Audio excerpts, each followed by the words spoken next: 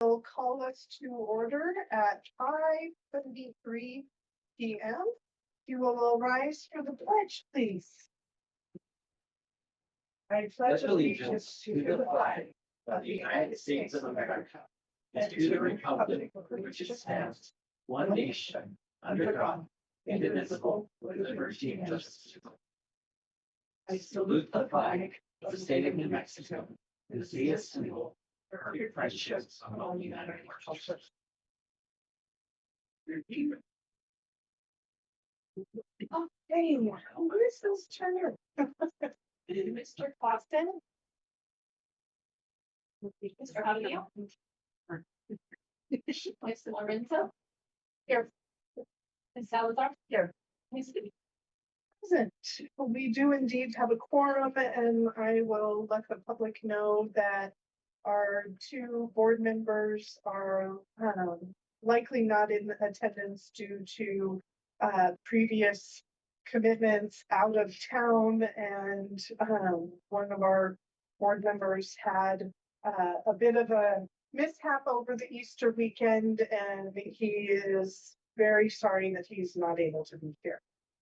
That being said, we will move on to adoption of the agenda. Board members, are there any changes to the agenda, and if so, what? I just had one in regards to, I was just looking to see if I marked it in the minute, the future agenda items. Maybe we had talked about putting on there, changing, having one board meeting and then one working session a month. And we'll be discussing that during this time.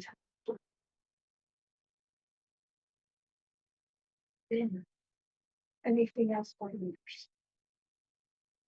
So it's the, on the agenda, it says strategic plan and then board work session. So is that in general or it's just for the strategic plan? No, in general. Okay. Yes, ma'am. Anything else? All right, superintendent. I recommend that we adopt the agenda for tonight's meeting. Wonderful. Board members, is there a motion to approve the agenda as presented? Thank you. And a second.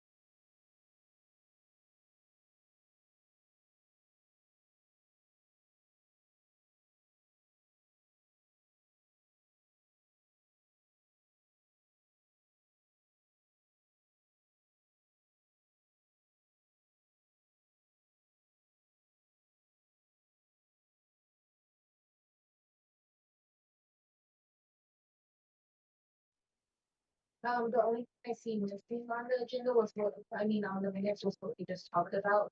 I think we talked about it as features of the items.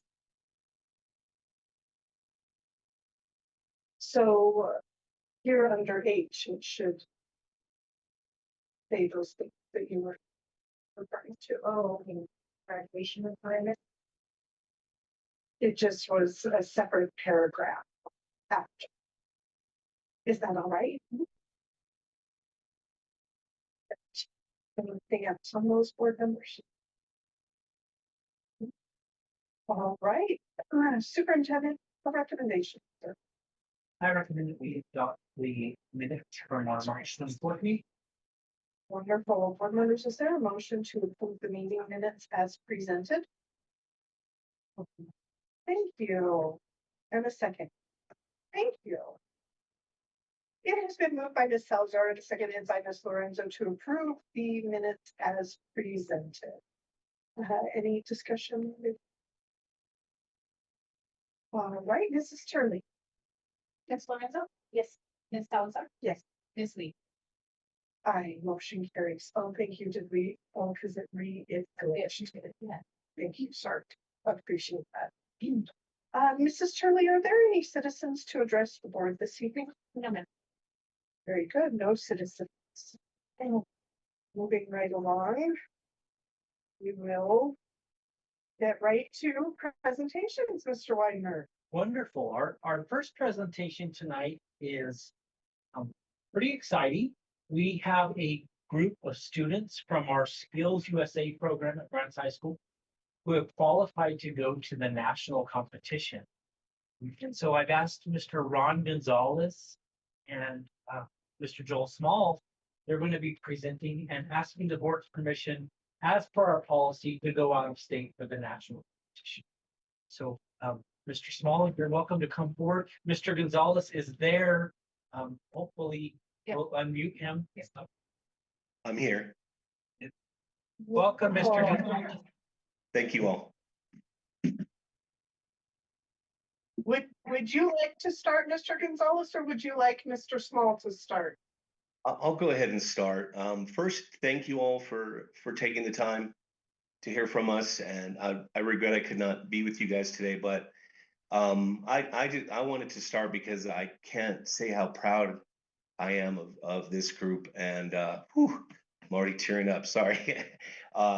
These guys just, I mean, we worked not just with them, but with the students year round to get them ready. And the whole Skills USA team this year, I think just, I mean, killed it. I don't know how else to say it, but besides that, these shining stars that represent the school for us, they worked for it. It was not given. We trained a new guy, Shad, who came in very clutch for us. And Joel has a good story. They did not feel good about their take at the state competition, but obviously the committee saw it different, and this is where we are. So I just wanted to start with that and just thank you all for again hearing from us and for supporting us in everything we do. Thank you, sir. Mr. Small. Yeah, so I didn't come here prepared for any. I just want to say I'm very thankful for all the support you guys have given us, and all of Skills USA throughout the years of our program being just, being like a nationally accredited team now. This is a super big deal for us, and this is an opportunity for us to represent Grants High School nationally. If you guys were on the board last year, you'd remember that we went to Skills USA last year with almost this exact same team. And being able to have the opportunity to go back a second time, whenever we performed very well that first time, this is an opportunity for us to do something very, very large at a national competition, which I think would put a lot of acclaim in Grants High School's name. I think it would represent our school very well and the quality of our students that we put out. So I'm very thankful for you guys to be here today, and thank you for all your support. Thank you. All right, board members, at this time we have consideration of approval for Skills USA travel to the Skills USA National Competition in Atlanta, Georgia, June 1st through 6th of 2026. Superintendent. Before I make my recommendation, I will share with the board members. We as a district are going to help our students get to state to national. In our CTSO programs and our athletic programs, we help our students get to their competition. So really helping them with their hotels and their plane and their travel, so that they can get to Atlanta. They'll be going June 1st through 6th of 2026. And I recommend that we do send them out of state overnight so they can compete at the national conference. Excellent. Board members, is there a motion to approve this travel out of state?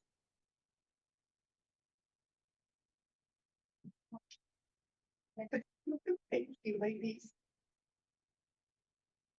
It has been moved by Ms. Salazar and seconded by Ms. Lorenzo to approve the Skills USA travel to the National Skills USA competition in Atlanta, Georgia, June 1st through 6th of this year.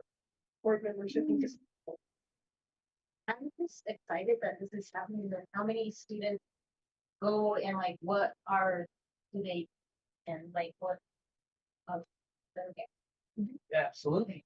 Yeah, so our current team that we're sending is just our winning team that's in video news production.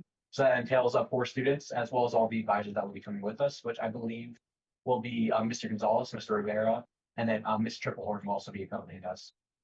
So a total of 7 people. And yeah, so it's gonna just be those 4 students and they're gonna be the ones competing. We're all one team.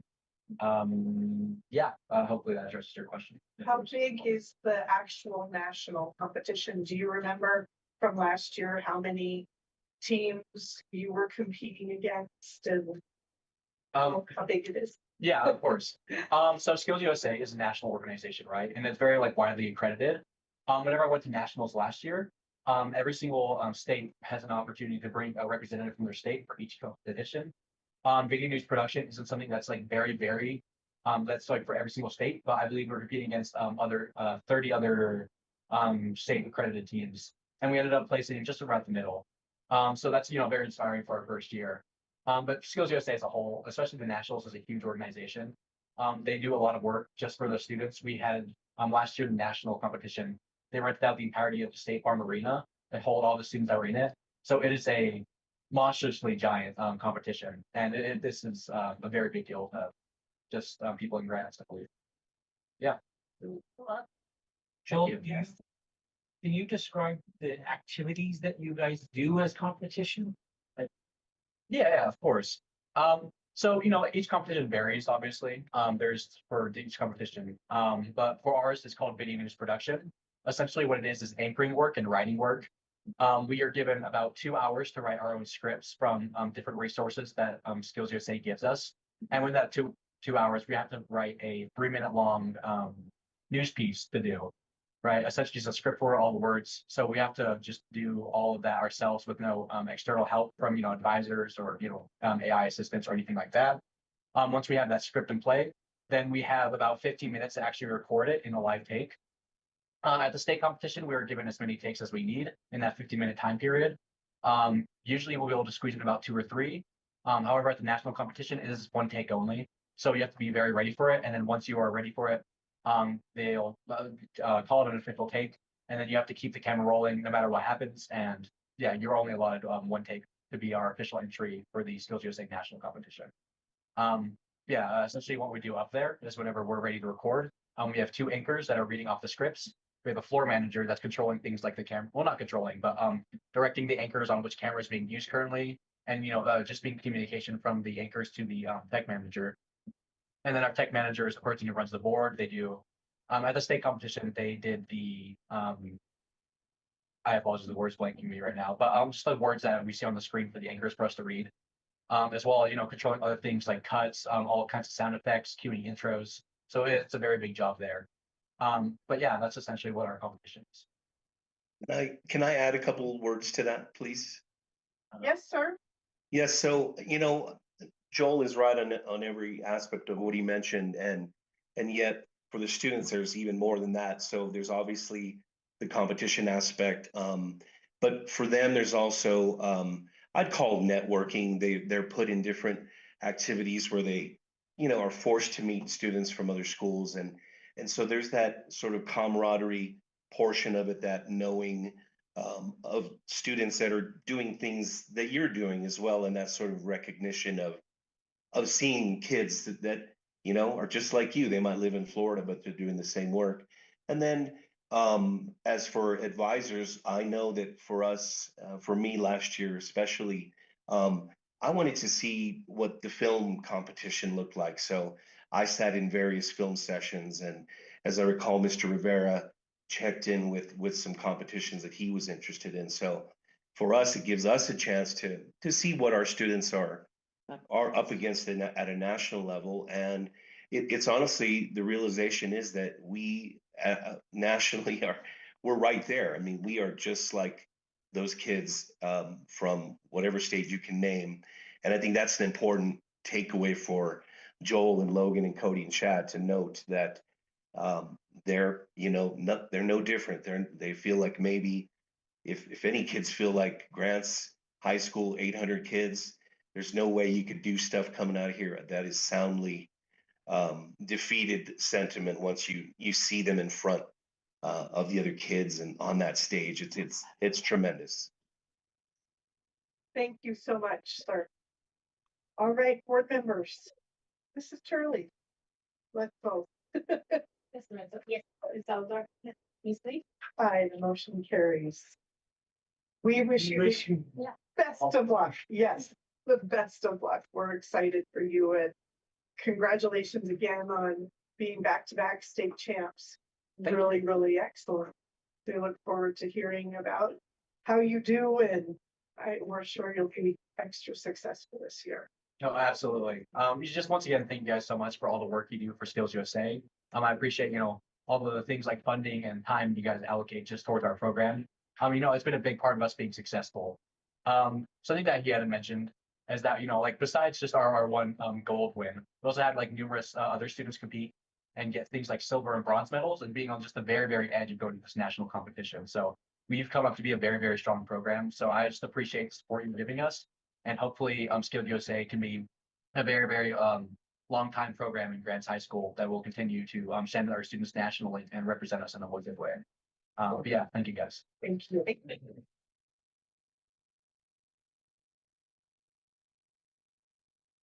That's Always inspiring. Yes.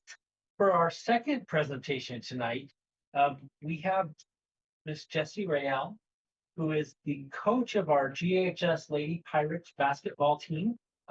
She is going to talk to us tonight about out-of-state travel, overnight travel for the girls to go to the Fort Lewis College basketball camp in Durango, June 4th through 6th. Yes.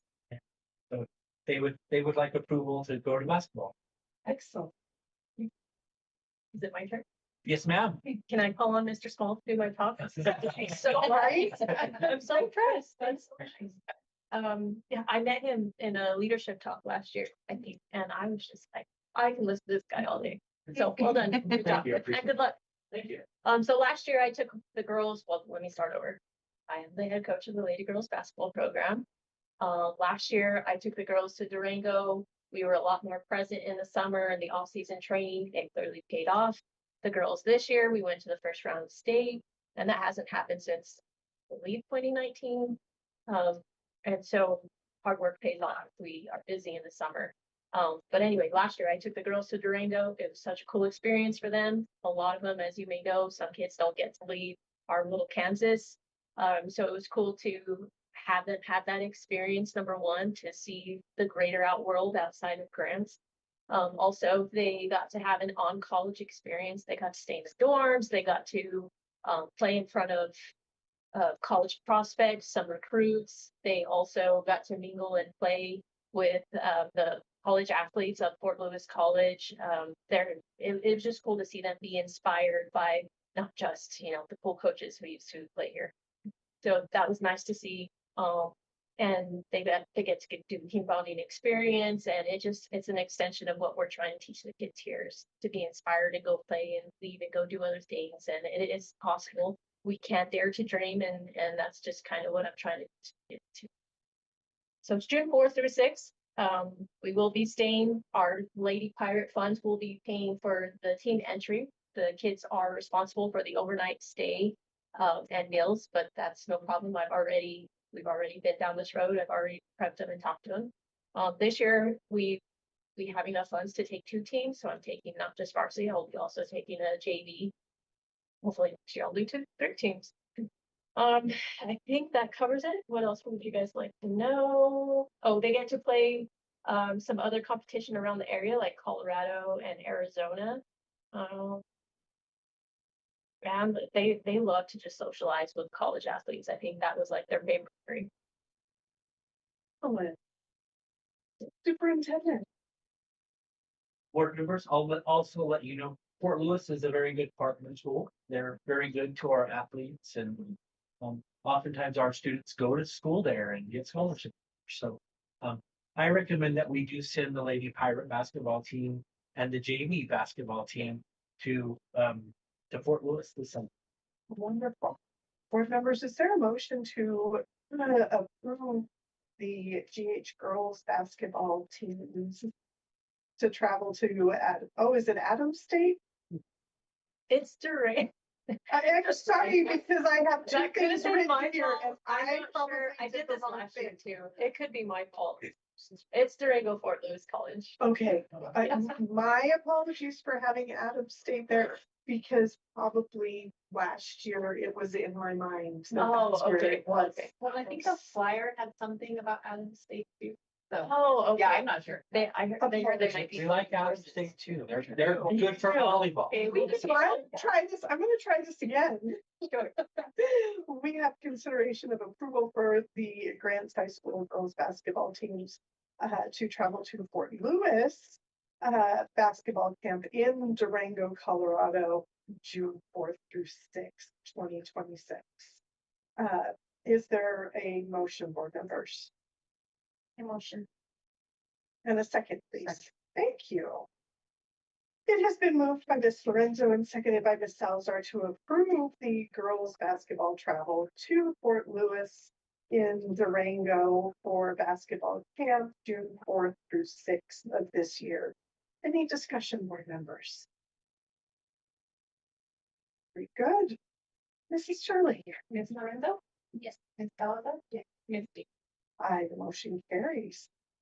Thank you very much. Awesome. Thank you. Thank you guys so much. We hope it is every bit as beneficial this year as it was last year. I agree. I'm sure it'll be better. It definitely will. I promise. Thank you so much. I apologize. I forgot to mention I have work stuff going on, so I'll be. Well, thank you for letting us know. He has a lot going on right now. Mr. Wagner, sir. Ladies, we talked about in our last meeting, future agenda item, talking about really delving into our policies and looking at how our policies are rolled out and the wording and everything. Tonight, we have a great presentation of first reads on some of our policies. And then we will have second reads on the policies that we discussed on March 23rd. And we will be discussing future work sessions in the upcoming superintendent's report. So without further ado, I would like to turn the floor over to Ms. Amanda Gallegos-Ortiz. She's gonna present us with our first reads and then our second. Good evening, Madam President and members of the board. I cannot share my screen tonight. It's not letting me share, so I don't know. Somebody else will pull the stuff up.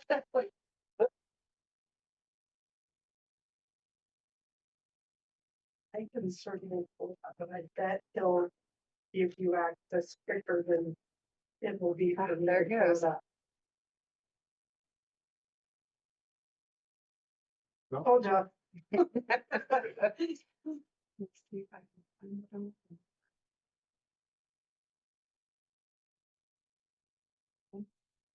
Got it? Yeah. I got it. Thank you so much. Okay, we will be doing first reads on the policy advisory number volume 15, number 2 for August of 2018. And we'll cover policy advisory numbers 158 to 163. This was another advisory that there was no information when I went back and reviewed all of the school board meeting minutes. And there was also nothing submitted to policy advisory services to update our policy manual. Policy I-6800 IKAD. This is report cards and progress reports. You will find this on page 4 of the policy advisory. Adds literacy specific reporting requirements for K through 3 students. If a student is not proficient at mid-year benchmark, parents must be formally notified in writing. A conference is required and is not optional. This adds procedural requirements beyond traditional report cards, and this aligns district policy with state literacy remediation mandates. Again, because these are older policies that we're just updating our policy manual on. This is stuff that we're already doing in our school district. It's just formally updating our policies. For policy I-6900 IKACA for parent conferences, and I-6911 IKACAR parent conferences regulations. This is page 6 and 7 of the policy advisory information. Previously, conferences were required for academic insufficiency. Now, literacy insufficiency in K-3 triggers additional required conference and documentation. The regulation outlines exactly what must be discussed and documented, and the student assistance team must develop a formal improvement plan, and this increases compliance, reporting, and staff responsibilities. For policy I-7200 IKE, this is policy advisory 160, promotion and retention of students. This is page 8 through 10 in your policy advisory services. It reflects changes in 6.191 in our NMAC rules related to literacy proficiency. Retention is no longer the only pathway. Exemptions for good cause may apply, and parent waiver procedures remain, but must align with updated rule. Written notice at end of the year is required if student does not meet grade level literacy, and this impacts administrative processes and documentation. For policy advisory 161, this is policy I-7300 IKEB acceleration, and I-7311 IKEDR, the acceleration regulations. NMAC 6.191 requires districts to offer acceleration options for K-3. This is a significant procedural addition. An acceleration must follow structured eligibility criteria. This regulation lists minimum requirements that must be reviewed, and this may increase administrative review and paperwork. Final decisions rest with the superintendent, and appeals may go to the school board. For policy advisory 163, it was updated on policy advisory 262, and this was graduation requirements. So I did not put it in here, but I just wanted to let you know that we've already looked at this, and I know we're going to be reviewing it again. For policy advisory 163, this is policy J1400 JG, assignment of students to classes and grade levels, and also J1411 JGR, assignment of students to classes and grade levels regulations. It connects acceleration to class assignment procedures. If parents request acceleration, the district must formally consider it. The regulation outlines what must be reviewed, and this aligns with the acceleration policy adopted in advisory 161. We need to expect increased documentation responsibilities at the building level as well. That is all for first reads for tonight. Are there any questions on any of the first reads? No, ma'am. So we will go on to the second reads on policy advisory 16, volume 16, number 1 from May of 2019. This will cover advisory numbers 166 to 183.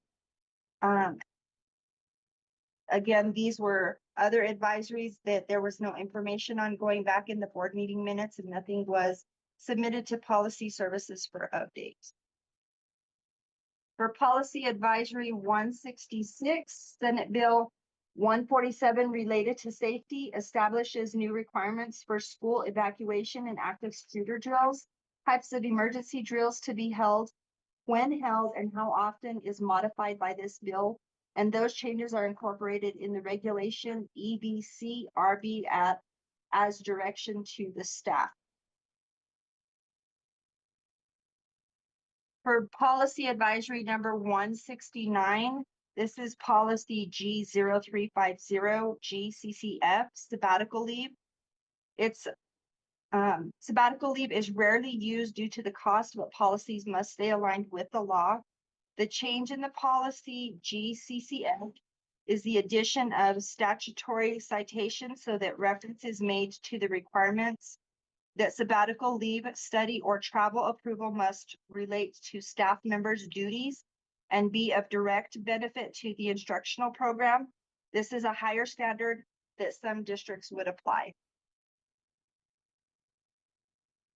For policy advisory 174, this is policy G5150, GCMF, professional staff duties and responsibilities. This advisory updates the required duties of licensed employees to reflect statutory changes. It ensures district policy includes the full scope of responsibilities outlined in the current law. For policy advisory 175, policy G5361, GCO-R, evaluation of professional staff members. This is the regulation. House Bill 227 requires superintendent to adopt guidelines and procedures for the performance evaluation process. This must include the effect of the use of personal and sick leave in accordance with the district policy. This has been added in the procedural steps in the process of evaluation for licensed teachers. For policy advisory 176, policy G5750, GCQ, professional staff termination of employment. This advisory updates statutory timelines for notifying licensed employees of non-renewal or termination. The notice of termination of professional employees is 15 working days prior to the last day of school rather than the previous on or before the last day of the school year. Differentiate this policy from the discipline policy. The subtitle is notice on the top of it. For policy advisory 177, this is policy G5900, GCQC, resignation of professional staff member. This change mirrors advisory 176, but applies to resignation rather than termination.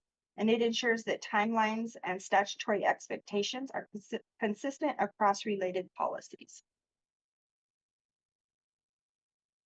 For policy advisory 178, this is policy G2050, GCA, professional staff positions. For the purpose of separating policy terms and applying titles to the policy, it is necessary to identify the difference between professional and support staff. A licensed school employee for the purpose of the school code as meaning teachers, school administrators, and instructional support providers. Instructional support providers means a person who is employed to support the instructional program of a public school, including educational assistant, school counselors, social workers, school nurse, speech language pathologist, psychologist, physical therapist, occupational therapist, recreational therapist, marriage and family therapist, interpreter for the deaf and diagnostician. Since our policies are divided between professional and support staff, the best way to differentiate between these terms is to give the professional determination to licensed school employees and the support designation to non-licensed school employees. And that really has a lot to do with how we deal with staff members. Policy advisory 180. This is G6800 GDB for support staff contracts and compensation to maintain consistency with newly defined employee categories. This policy updates how support staff are classified and ensures contract language reflects statutory requirements. Some minor modifications were made to the definition of support staff members as discussed in advisory 178. For policy advisory 182, this is I-6600 IJ OC, school volunteers. House Bill 431 changes the requirements that the volunteer pay the cost of obtaining a background check. This allows the district to make the choice as to whether the fingerprint criminal record background check will be paid by the volunteer or the district. The district should be consistent in application of the choice regardless of the direction the district decides to go. That's all for second reads on these policy advisories. Are there any questions on the second? Questions?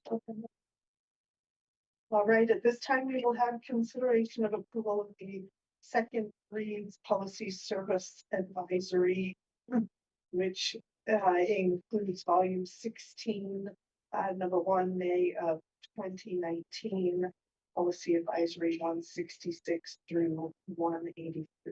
Superintendent. President Lee, board members, I will point out that these were supposed to be adopted in May of 2019.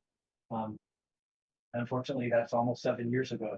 And so we don't have a record in the archives of these being approved. So I recommend that we do approve these better late than never. Very good. Board members, is there a motion to approve the advisories as listed? Motion. Thank you. And a second. Thank you. It has been moved by Ms. Lorenzo and seconded by Ms. Salazar to approve the second reads policy service advisory volume 16, number 1, May 2019, policy advisory 166 through 183. Any discussion, board members? Very good. Mrs. Charlie. Ms. Lorenzo. Yes. Ms. Salazar. Yes. Ms. Aye, the motion carries. We have one more thing from Miss Amanda. Presentation of procedures and visa transition procedures. The floor is yours, ma'am, unless Mr. Weidner has anything. So part of what we are doing this school year is putting procedures in place.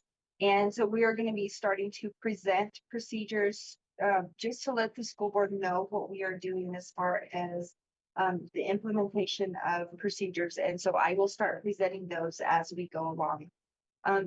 For tonight, you all should have a copy of the procedures and the forms that we will be using for this.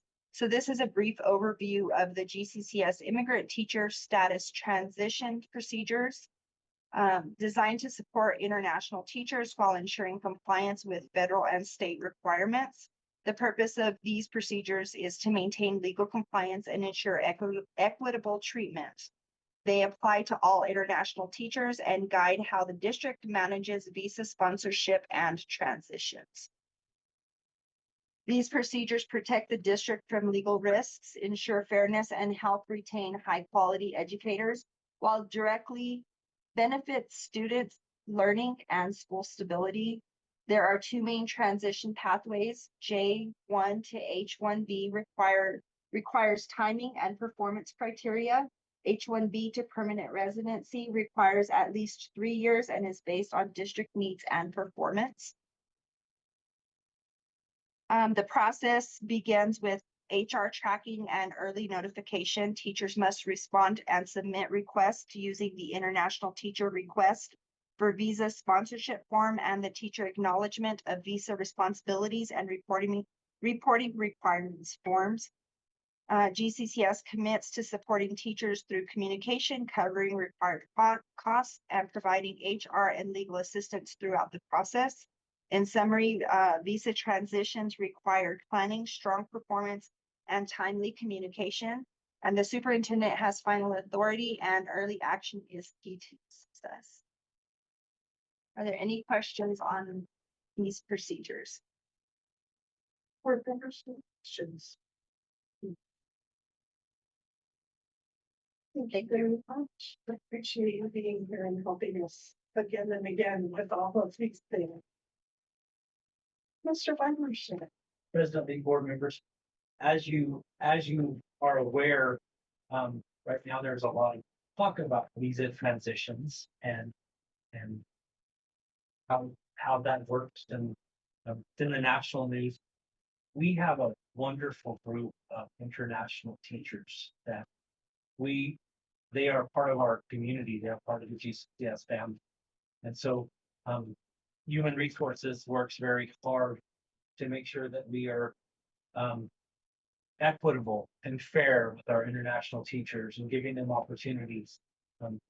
Currently, we are busting at the seams with our budget for, for attorney fees to help people transition their visa.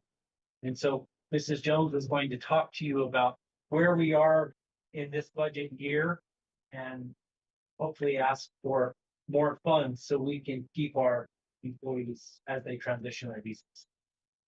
Good evening, Madam President, board members, Mr. Superintendent. I am, as Mr. Wagner said, and perfect segue with Amanda presenting the visa transition procedures.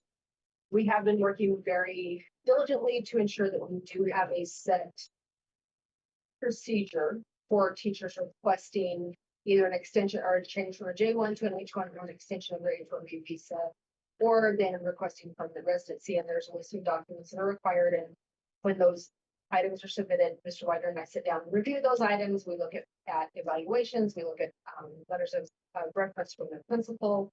We look at the position that they are filling to make sure that those are positions we will need in the future. Many of our international teachers are wanting permanent residency because this has become home to them. They want to buy homes. They want to be part of our community. We have one law firm that we work with for our international teachers. They specialize in immigration law, and they don't just help us in the school district, they help with our teachers on the site as well. Like if they're returning home for the summer to their country of origin, they make sure that all of their, their guiding them, their paperwork is in place, that there's no problem with them coming back to their job and that's over. So they not only work with us, but they work with our teachers. I'm asking for permission to spend over 60,000. As you know, anything over 60,000 needs board approval. And we are in a place right now where we've had several visa extensions as well as some perm residency requests that have put us pretty close to the mark. And I don't want to change law firms in the middle of this, because if we went to a different law firm, they would not know our people and our procedures and who we've been working with. So that is the reason I'm here tonight, is to request spending in excess of $60,000 to ensure that we have those teachers who would be, their visa would be expiring, so that we can get them on the books and start that work. Because as you saw, we have to start that about 6 months in advance. So this could essentially be for some teachers that might be expiring in November, but we've got to start the process now to ensure that they're covered. So that is my request this evening. Board members, at this time, we have consideration of approval of the Irwin Law Firm expenses. And Mrs. Jones, Mr. Wagner, if you don't mind me asking, we obviously have an agreement already intact with this law firm, and we do not know as of this particular second in time exactly beyond what the 60,000 is going to be. So my understanding right now is just that you are asking for the approval to make sure that, as you mentioned, we're not trying to change law firms midstream with everything that's going on. Is that correct? Correct. And from what I understand, like requests like this are common. If you're in the middle of a lawsuit and you're going to exceed, you would continue to work with that attorney to finish that through. We just want to make sure that we are very transparent with the board in the spending, and it will be, in addition, it will be over $60,000 if we want you to be aware of that, so that you do not think that we're trying to do anything that is not correct. Thank you. Mr. Wagner, a recommendation, sir. And I'll share. Annually, we budget for this. We budget $60,000, and so we hope that we don't go too far over the cap, but we do want to make sure that our employees are here and that we are helping them with their visas. So I recommend that we do expand the budget for the Irwin Law Firm so we can keep our employees this year. Very good. So board members, at this time, is there a motion to approve the additional Irwin Law Firm expenses? I have a question. Sophie? Yes. How often, like, how long is the contract? For our international teachers, No, for the, for this specific. we renew it annually. Okay. We renew it annually. The Irwin firm we've worked with for 5 years, Dr. Martin. More than 5. And so that's why annually we kind of set aside $60,000 and it's interesting because a J1 comes, they can be here for 5 years and then they move to an H1. And so right now we just have a lot of people that are transitioning. They're kind of on the same track. And so like we can do H1B extensions, they can have an extension. So we have some extensions that are hitting at the same time as we have people that are requesting permanent residency. And so it's kind of been an overload this year as far as the requests that we've had coming in. This must have been a very big hiring year 3 years ago or 6 years ago. So are is it an annual from like the school year or a calendar? It's from the school year, so From the school starting in July. July it to sets. the fiscal year? Yeah, okay. So, so I'm just wondering in term, and just, right, like considering the current state of the nation. Well, are you, like, are you thinking about maybe increasing that and then just putting it out for a bid? Possible. Right now, with the current national status, it's very hard to bring somebody from as a J1. It's $100,000 each to move to H1, right? To bring somebody from If another they're, country. if they're out of the United States currently, Yeah, and they're not offering waivers of that, so we're trying to keep the international teachers that we have, because we cannot pay $100,000 for a right. applicant to come from outside of the country. Yeah. So we don't anticipate bringing a whole lot of, we anticipate bringing J1s. We anticipate, but we're not sure about the process that moving forward. I just think it seems like it's just gonna get harder. Yeah. And so Right now, it's probably really, having, Budgeting. like having something budgeted for more than 60 to be on the safe side. we possibly may need to. And I can give you a clearer picture of that as we kind of finalize this round of visas that we're renewing to see who else is on the landscape. And just like for the board's information, when we do have a teacher that is filing for permanent residency, we pay just the initial filing cost. All of the other fees are their fees to pay. So we don't pay for that full process. We just pay that initial filing fee. And then with our teachers who are H1s, if they have family members, they are responsible for paying for the rest of their family members. We don't pay that either. We pay employee costs. And if I'm correct, Dr. Martin, I think this is the first time since I've been on the board that we're being asked for additional expenditures for this particular thing. So we talk about, I think that you're 100% probably hitting the nail on the head about this could be, a larger concern later. And as I said, once we finalize this round, I can look at the landscape to see who would be coming up next year, to see where we are with that, so that we could decide if we did need to go out for RFP or if we're gonna be well within that budget next time. And this is the first time that I know that we've had to ask for additional. Yes, Dr. and there's a good reason for that. Because most of our H1B teachers are already transitioned to permanent residency.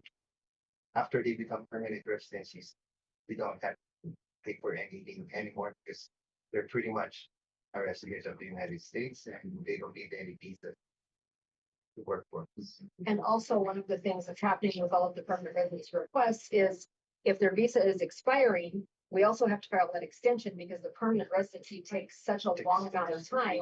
So we're kind of getting hit double with some of the same employees because we're paying for the H1B extension and then we're paying that additional filing for the permanent residency request. So there's some that we're kind of doubling up on a little bit, just to make sure that they can stay. Yeah. Yeah, that was the reason I asked. My daughter works as a paralegal for immigration attorneys, and so it's So much coming time. costly. So, Well, and it doesn't look like it's gonna be any better. So just, we you don't want want our to be people on the safe side for For sure. staff. having- And when we look at that, if it looks like we may be in excess of that, then I would absolutely want to file an RFP so that we make sure we're taking this through.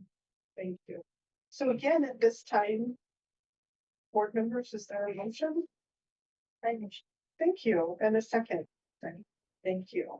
It has been moved by Ms. Lorenzo and seconded by Ms. Salazar to approve the additional Irwin law expenses. Any discussion, board member? All right, very good. Mrs. Charlie, please. Ms. Lorenzo.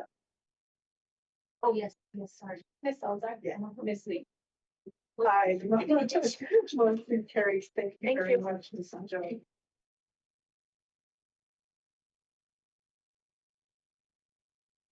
Mr. Weiner. Board members, if you read your Charging the Storm newsletter this morning, you might not have, but there's a lot of excitement about Mason. And our school at Mesa View is almost complete, and we're ready to start the 26-27 school year with the new building. Another part of that is taking down the old building. And so Mr. Jones is coming tonight to explain how we fund that and ask the board's permission to demolish the old school. Mr. Jones. Thank you, Madam President, members of the board. Just really quickly, despite an increase in expenses regarding visa sponsorship for our international students, the overall legal expenses has been in a sharp decline. So, that's where that excess, I guess, or that shifting is coming from. So we're spending less money in other areas with legal expenses. It's allowing us to do that. Just jumping ahead of that. Phase one of Mesa View is nearing completion. They're somewhere between 87 to 92% done. They're doing punch list stuff, so making sure that all the doors hang properly and that there's no chips in the tile and that sort of stuff. It's really exciting. Phase two is the heartbreaking part where all of those memories get torn down, and the real reason why I'm coming before you, when the board approved the budget for Mesa View, this expenditure was improved in that budget. So it was there, it was built in. I'm really just trying to be ultra over transparent and explain to you the pricing that we received and also kind of an update on Mesa View. So Grand Core Environmental has a statewide purchasing agreement that we were able to piggyback onto, and that's that figure that you have in your board packet, that commitment letter, everything with the demolition as partnered with PSFA, so you'll see their split as well. Because of the delay in the construction, PSFA is going to go back to the PSCOC and request additional funding for the furniture and for the playground. So this is kind of the last expense that PSFA has built into it. I'm not worried about it. The PSFA team has been very, very helpful, very transparent. I just want you all to be aware of that. And that's why I wanted to bring it before you, just in the name of transparency. I know that it was probably 2 boards ago that approved that budget. Again, it's a statewide purchasing agreement. We went through a process. PSFA and I have been working hand in hand, making sure that all of that is complete. The demolition is actually scheduled to be done this calendar year. So right around New Year's, there will be a fill there if everything goes according to plan. So it's exciting. If anybody's at home and listening, we have increased pest control at current Mesa View. We don't want to give mice a new place to live at our new school. We're being very smart about the timing with furniture and traffic and all of those things. So if you think it should come down sooner rather than later, just be a little patient. It will come down when it's ready to come down. Thank you. So board members, at this time, we have consideration of approval of the demolition of, I should say, Old Mesa View. I should just say Mesa View. Correct. On there, in the amount of our portion which is 26% at $358,215.05. Superintendent, I just recommend that we approve this. Mr. Wider, that will be paid on the capital bond as well. thank you for that clarification. So board members, is there a motion to approve the demolition of Old Mesa View? Thank you. And a second, please. Second. Thank you. It has been moved by Ms. Lorenzo and seconded by Ms. Salazar to approve the demolition of Old Mesa View in the amount of $358,215.05. Board members, any discussion? Very good. Mrs. Turley, please. Ms. Lorenzo? Yes, Ms. Salazar? Yes. Ms. Lee? Aye, the motion carries. Thank you very much, Mr. Jones. Mr. Wagner. Board members, I get the final presentation tonight, and it really was a kind of a carryover from our March 23rd meeting. We had a discussion at the board, because President Lee and I have a conflict on April 21st. We needed to change our board meeting.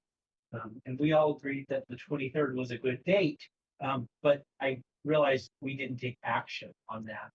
And our board meetings are kind of set as the board has approved that. So I'm bringing this before you. I recommend that we take action and move our next board meeting from April 21st to April 20th. Thank you. So at this time, board members, we have consideration of approval of moving the regular board meeting from April 21st to April 23rd.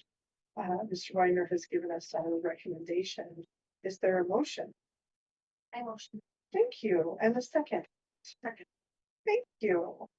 It has been moved by Ms. Lorenzo and seconded by Ms. Salazar to approve the regular board meeting date change from April 21st to April 23rd.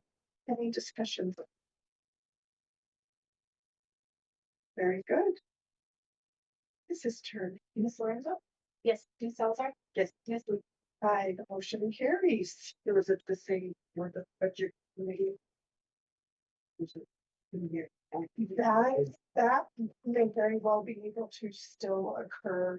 We will, we are going to be talking about those work sessions during the superintendent.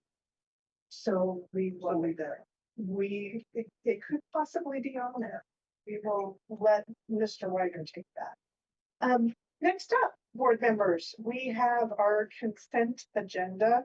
We have 2 items in it this evening.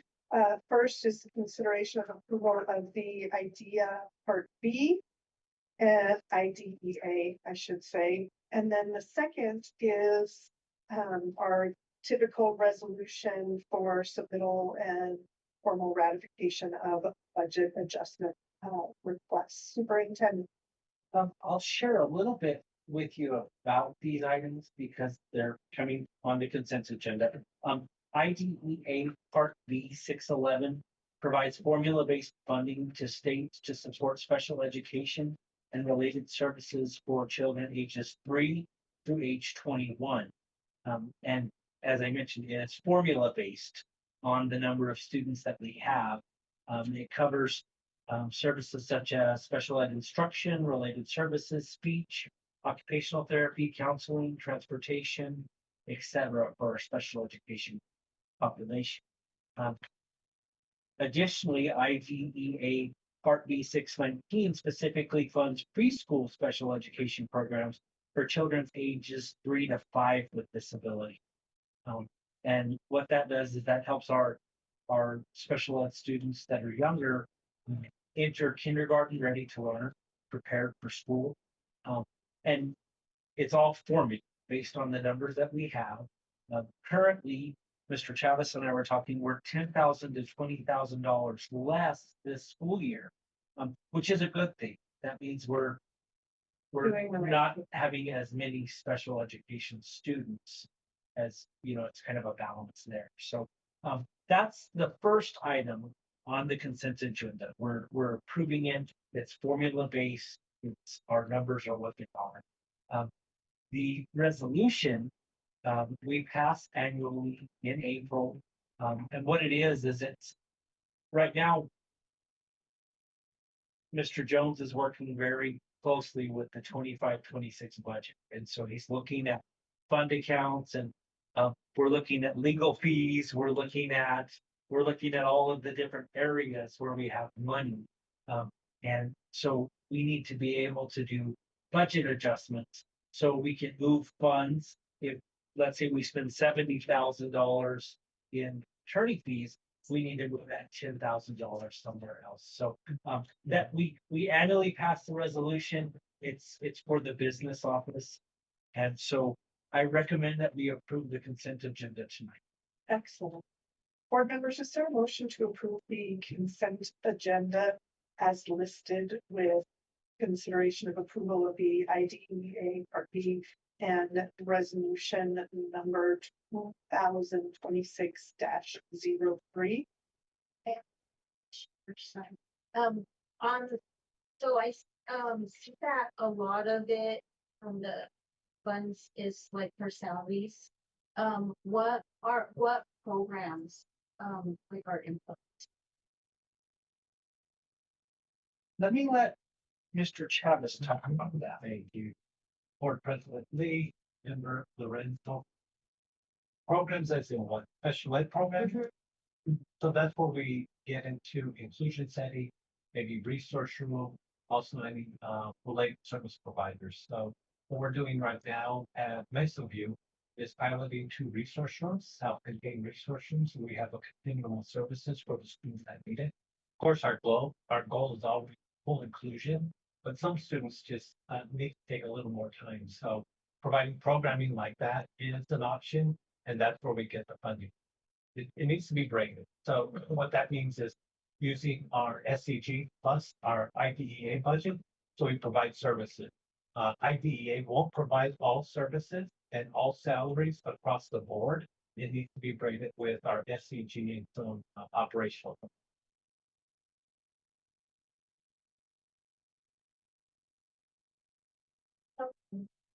Very good. Thank you, Mr. Chavez. Thank you, sir. Board members, is there a motion? And a second? Thank you. It has been moved by Ms. Salazar and seconded by Ms. Lorenzo to approve the consent agenda as listed, including the IDEA Part D and resolution 2026-03, submittal of formal ratification of budget adjustment requests. Mrs. Turley. Ms. Lorenzo? Yes. Ms. Thomas? Yes. Ms. Lee? Aye, the motion carries. Superintendent. So the superintendent's report tonight is kind of exciting. We've talked a lot the last couple of months about our spring tribal consultation. And we are currently working on setting up those consultation meetings. Part of that is a pre-consultation to find out what our partners want. What do our tribal leaders, what do they want to know? What data do they want to know?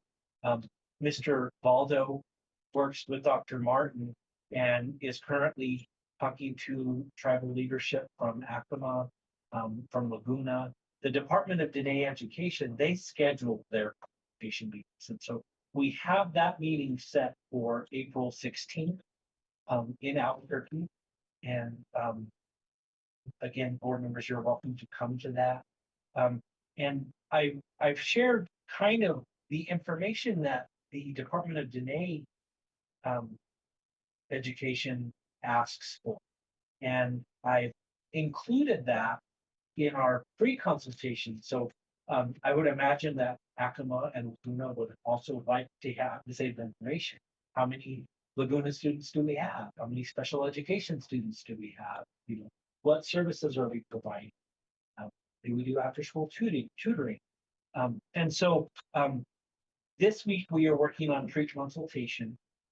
My goal is that hopefully we can set up consultations next or the week after. and kind of have those meetings in place. I know in our last board meeting, we talked about maybe sharing the math textbook considerations and what we're looking at, and sharing the budget and talk about the budget and how we're budgeting after school uh, programs like our CTSOs, where we're sending, archery students or we're sending Skills USA students. And so it's a whole lot of information that we're providing. But I just want you guys to know that we are trying to set those meetings up now. And as soon as we get them solidified, you'll be invited as board members, and we can do PSAs if there are more than 3 board members there, or 3 or more board members there. And so that's coming. We're working very hard this month on that.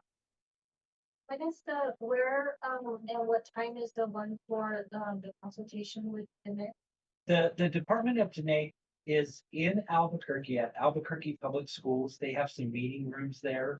I believe we set what time, Dr. Martin? At 10 o'clock on April 16th. And we'll be meeting with them there. I'll have Dr. Martin send you all an invite. Sound good, Dr. Martin? Yes, sir. And then, He's probably doing it right now. and then my other question was in regards to because in the discussions that I had with AFMA, one of the, and I shared this with you, one of the concerns is that they don't know right away when things are happening. And so when I saw that they were happening this week, but nothing's been provided to us, like to me this week. So it's just starting right now. Correct. Okay. Mr. Valdo was talking to the first lieutenant governor this morning and trying to kind of visit with him. And I think maybe they have a meeting tomorrow, Dr. Martin. I know he met with the first lieutenant. Yeah. I don't know, and details as of yet. We haven't heard back from him. I think he went out there to kind of set it on. So You haven't heard back from Mr. Baldwin. for yet? Mr. Valdo, No. as soon as I know, I'll let you. The second item in my superintendent's report, we have conversation. Board members have expressed an interest in having regular work sessions, regular board meetings, and kind of doing a cycle where we have a work session, we get together, we talk about policies, we talk about the strategic plan, and do the work of the board. And I've shared in here our timeline. This is the board adopted timeline for our board meetings, right? And so we're at the end. We're at the end here, and we've got, of course, April 23rd, and then we've got our 2 meetings in May, our 2 meetings in June. Anytime one board member asks for something as a future agenda item, or 2 of you ask for, we know that's something we need to discuss. So I wanted to, this is our board adopted. If you all want to discuss it and you want to talk about doing, maybe work session the first of the month, board meeting the second of the month, we'll have to take action on it. So we would probably need an action item if we were gonna change that on the 23rd. Because the way these are regular board meetings, right? But we can do that.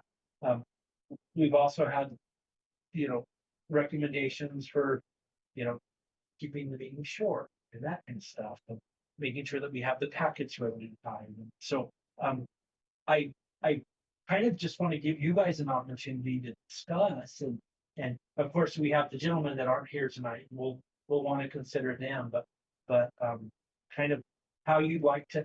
We will be approving a calendar for our board meetings in June for next year. And so I just kind of wanted to bring that to your attention. I definitely wanted to address that a couple of you have expressed, hey, maybe we should change the way we do board meetings. I'd like to follow up if I may, sir. I think that we also have a huge opportunity here to do some regular work sessions, if you will, outside of just, on a Tuesday evening. I think that we have a lot to consider, especially moving forward with the strategic plan, trying to get that adopted, hopefully in the very latest, the month of June. And so board members, I don't know, and again, without two, 2/5 of our board being here, we can only know what we know right here.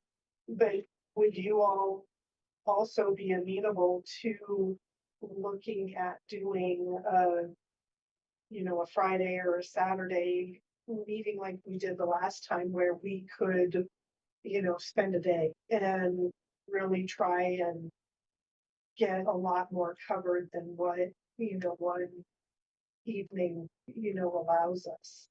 I don't know if that's something that you could consider. And again, if we do move forward with wanting to change the calendar, we need the whole board here in order to take action on changing our adopted calendar. I'll just make one more little comment, is that next school year, if we want to do, like the first Tuesday of every month is a work session, and if something came up that we needed to address, we certainly can frame it that way. But, in a work session, you can't take action.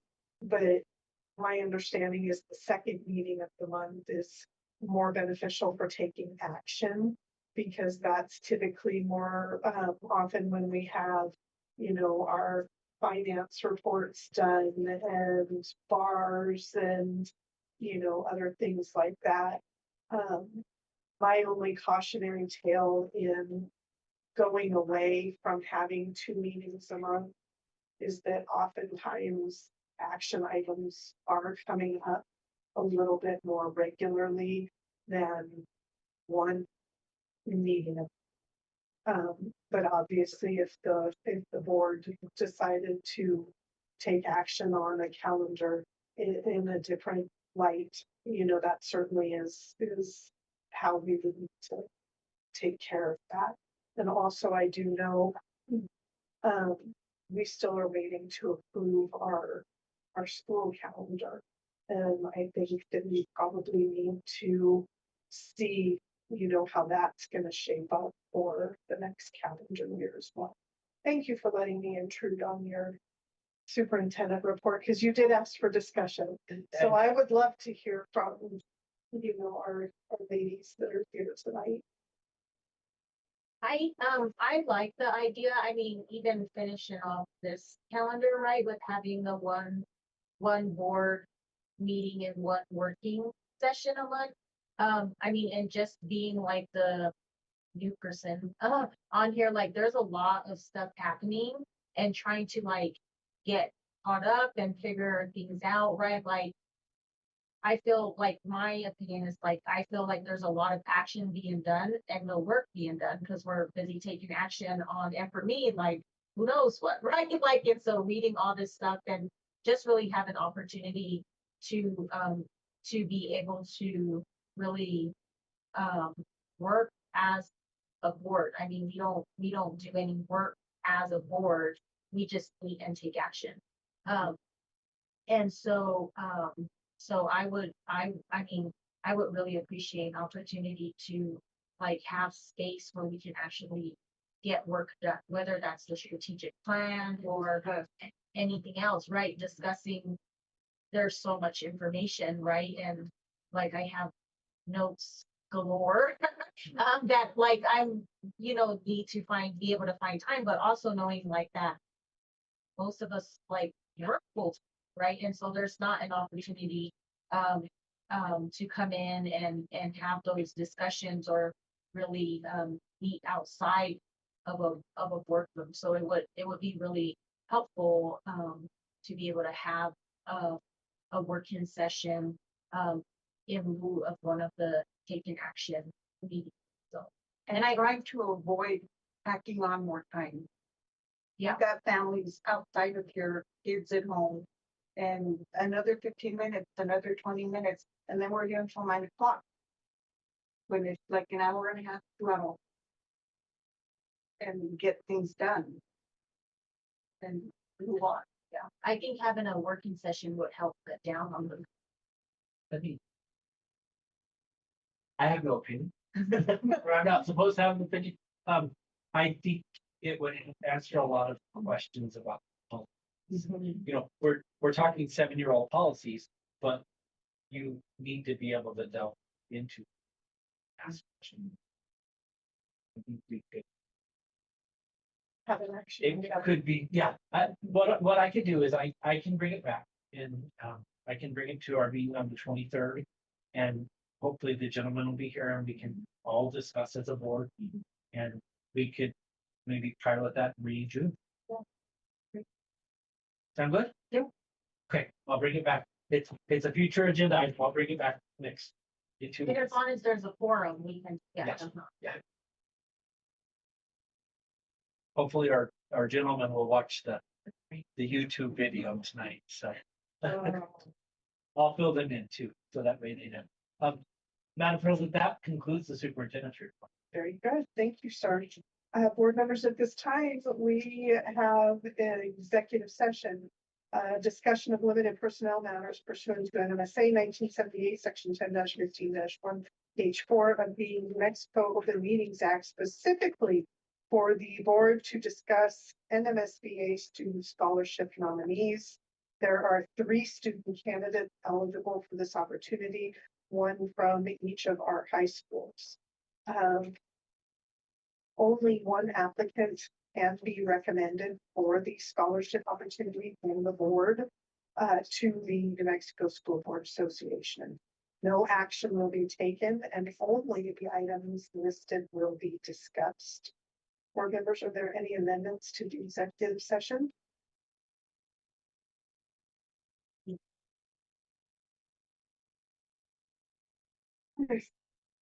All right, board members, is there a motion to move to executive session as presented? And a second. It has been moved by Ms. Lorenzo and seconded by Ms. Salazar to move to executive session as presented. We shall proceed to a roll call. Mrs. Shirley. Ms. Lawrence. Yes. Ms. Salazar. Yes. Yes, we. Aye, the motion carries. The board has moved into executive session at 6:51 p.m.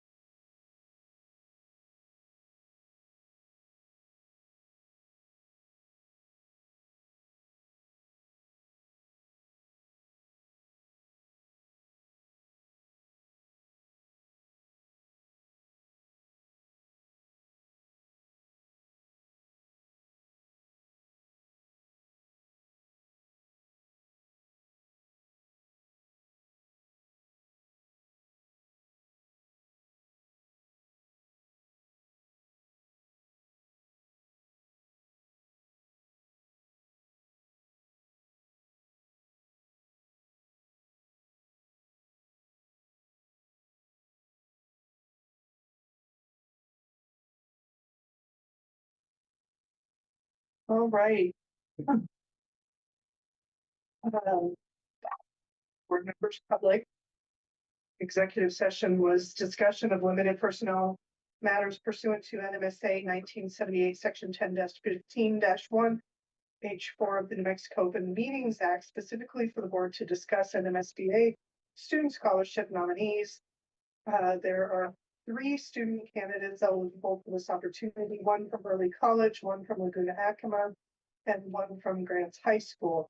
Only 1 applicant can be recommended for this scholarship opportunity from the board to the New Mexico School Board Association. No action was taken and only items, listed were discussed. Board members, is there a motion to reconvene open session as presented? Motion. And a second. Second. Thank you. It has been moved by Ms. Lorenzo and seconded by Ms. Salazar to reconvene open session as presented. This is truly roll call, please. Ms. Lorenzo? Yes. Ms. Salazar? Yes. Ms. Aye, the motion carries. The board has reconvened open session at 7:17 p.m. Board members, at this time, we have an action item, which is consideration of approval of the New Mexico School Board Association Student Scholarship nominee. Superintendent Weiner. Madam President, board members, I recommend that we move forward with our nominee. Wonderful. Board members, is there a motion to approve this student scholarship nominee? A motion. And a second, please. Second. It has been moved by Ms. Lorenzo and seconded by Ms. Salazar to approve the NMSBA student scholarship nominee. Any discussion, board members? All right, hearing none, we shall proceed to a roll call. Ms. Turley. Ms. Lorenzo? Yes. Ms. Salazar? Yes. Ms. Lee. Aye, motion carries. Mr. Widener, it is all you all the time, sir, for this next part. Perfect. I will share our future agenda items. We did discuss that we will be talking about the way we establish our board meetings, on April 23rd. Additionally, we will be approving our annual budget very short. It's coming very quick and we're getting lots of stakeholder feedback on the budget from the survey. The policy and procedure redesign continues to go on. You're seeing snippets of that, but we will have the formal procedural handbook coming out very shortly. In our next board meeting, we will have our final graduation numbers. How many kids are graduating in each high school, and we'll have that solidified. We will have a presentation on our New Mexico Vista data, our facility master plan. We do have to adopt. We do need a work session to talk about that, but we do need to adopt the facility master plan. We'll be approving the math adoption in the next few meetings. And next meeting, we'll be adopting the approved calendar, the selected calendar from the staff, with the addition of professional development and all of that. We'll continue to update with tribal consultations. You'll probably be getting emails from me as we set those up and get those ready. RFP selections for the furnishings at Mesa View, as well as the food services RFP, will be coming on our radar very quickly.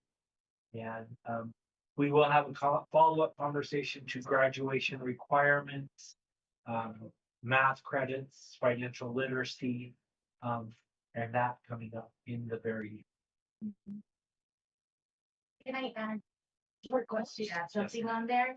I'm really curious about like the, for students who are on DD waiver or need to be on DD waiver, like what assistance do we provide to them and their families?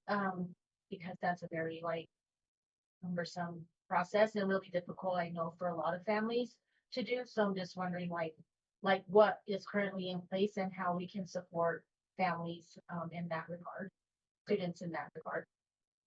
Thank you. We'll have a presentation on that. Thank you. Anything else on that board members? I think the only thing honestly that we didn't put down on there was work sessions and strategic plan. But that's because you covered those today.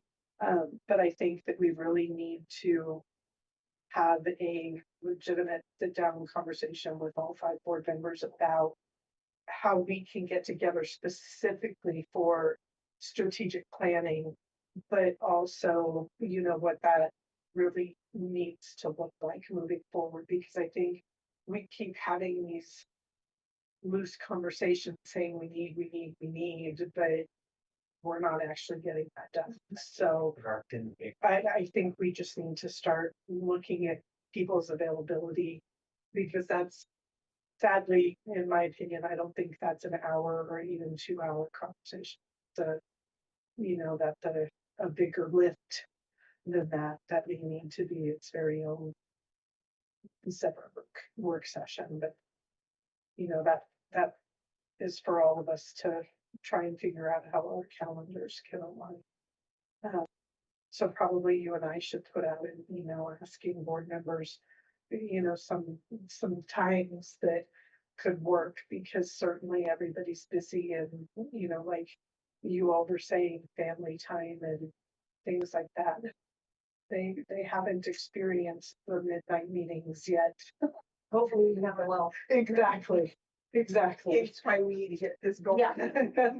Exactly. So, yeah. That's my only addition on there, is that I think we would to get that done. So. Announcements, sir. Announcement, I'm not gonna do A, because that one already happened. Yep, we're here. We have a board meeting scheduled tonight. Currently, our New Mexico FFA kids, our GHS FFA kids are at their state CDEs in Las Cruces, New Mexico. Our kids are going next week or this weekend to the state science fair. We also have kids going to the state powerlifting competition in Rio Rancho. And finally, we have approved tonight that we will have our next regular board meeting on April 23rd. Perfect. Superintendent, I recommend that we adjourn this week. excellent. Board members, is there a motion? Second. Thank you. It has been moved by Ms. Salazar and seconded by Ms. Lorenzo to adjourn this meeting as presented. Mrs. Turley. Ms. Lorenzo? Yes. Ms. Salazar? Yes. Ms. Nibley? Aye, the motion carries. Board members, we adjourned at 7:24.